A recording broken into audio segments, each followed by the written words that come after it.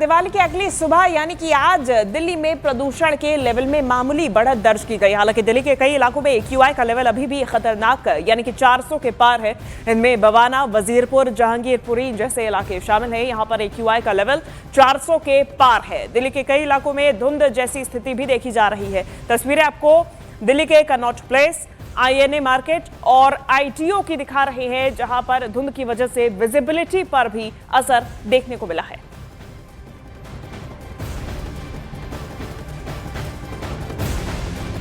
तो देखिए, इससे रफ्तार पर भी ब्रेक लग गया है, क्योंकि जो लोग सड़कों पर निकल रहे हैं धुंध की वजह से उनकी रफ्तार पर, उनकी गाड़ियों की रफ्तार पर ब्रेक लग गया है। ये अभी भी बहुत खराब श्रेणी में बनी हुई है। ये जो हवा है, ये वायु गुणवत्ता सूचकांक कई जगहों पर 400 के पार बताया जा रहा है। और सीधी तस्वीरें भी दिखाएंगे हमारे सहयोगी प्रियंका कांडपाल हमारे साथ दिल्ली से जुड़ गई हैं। दीपक बिष्ट भी हमारे साथ जुड़ गए हैं मंडी हाउस से। सबसे पहले प्रियंका, आप ही का रुख करूंगी। कर्तव्य पथ पर इस वक्त क्या स्थिति बनी हुई है? मौजूदा AQI क्या दर्ज किया गया है? देखिए, मैं आपको पहले तो सीधी तस्वीरें दिखा दूं। ये कर्तव्य पथ पर इस वक्त मेरी मौजूदगी है और आप पीछे देखेंगे अगर, तो थोड़ा सा जो असर है वो दिखना अब शुरू हो रहा है, स्मॉग का असर, क्योंकि दिल्ली में आज सुबह से फॉग की स्थिति बनी हुई है।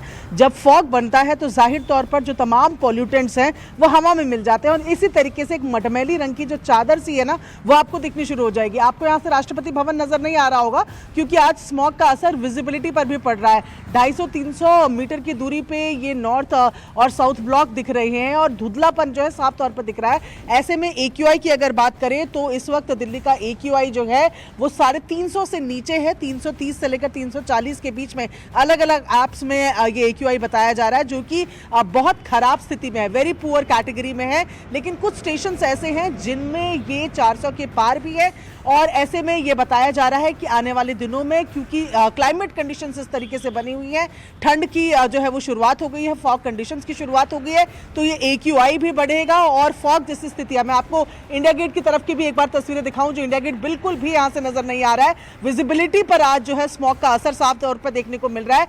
आने वाले दिनों में स्थितियां और खराब होंगी दिल्ली वालों के लिए, क्योंकि मौसम की स्थिति भी कुछ इसी तरीके से बनी हुई है। ऐसे में कल दिल्ली में पटाखे जलाए गए, दूसरी तरफ पराली जलाई जा रही है, दिल्ली का अपना वाहनों का धुआं, ये तमाम चीजें मिलकर फिलहाल दिल्ली वालों के लिए मुसीबत का सबब बन रही हैं। जी बिल्कुल, दीपक भी लगातार हमारे साथ बने हुए हैं, क्योंकि दीपक, जिस तरीके की स्थिति फिलहाल स्मॉग की नजर आ रही है, ग्रैब 2 पहले से ही लागू किया गया है, कई तरह की पाबंदियां लगाई गई है, लेकिन कल क्योंकि दिवाली के मौके पर ग्रीन पटाखों को परमिशन दी गई थी बहुत सालों के बाद, अभी फिलहाल क्या स्थिति है प्रशासन की तरफ से और क्या कड़े कदम उठाए जा रहे हैं?